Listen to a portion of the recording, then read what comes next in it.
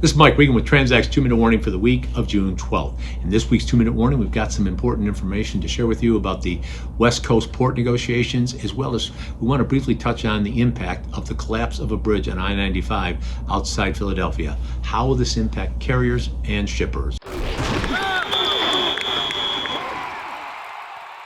Over the last couple of weeks, we've used these 2-minute warnings to talk about the impact that supply chain processes can have on a company's balance sheet. Now, we're going to take a break from that and continue it next week. But right now, the reason we're taking that break is because we need to share with you some important things that are going on at the West Coast ports and also talk about the I-95 bridge collapse. Now, to understand what's going on at the West Coast ports, we talked to our good friend Peter Terswell this week and got his insights about what's really going on.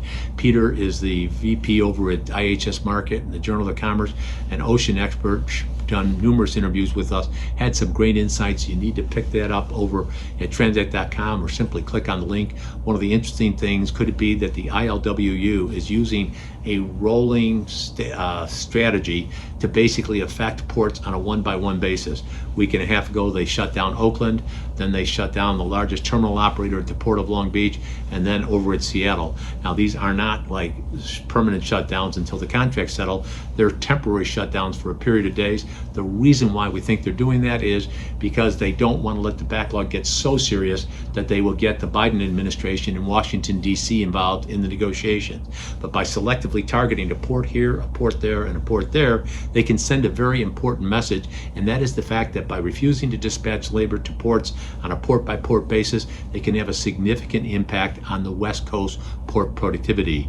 Now, one of the other things that you need to do is take a look at what's really going on with the I-95 bridge collapse. Now, we've got a great network here at Transacт, so we immediately reached out to some senior executives from LTL carriers. Here's what we found out. With the detour that has been established to get around the 95 bridge collapse is going to be about 40 miles.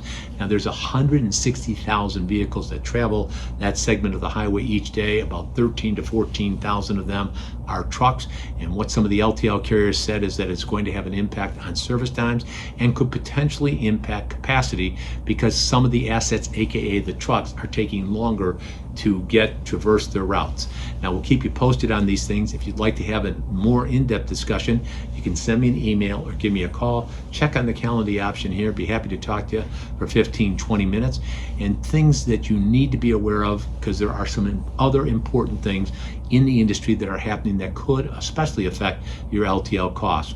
Once again, send me an email, give us a call, check the calendar option, do whatever you need to do. But here at Transact, we want to remind you, we are on your team, we're here to help, and we're passionate about seeing you be successful.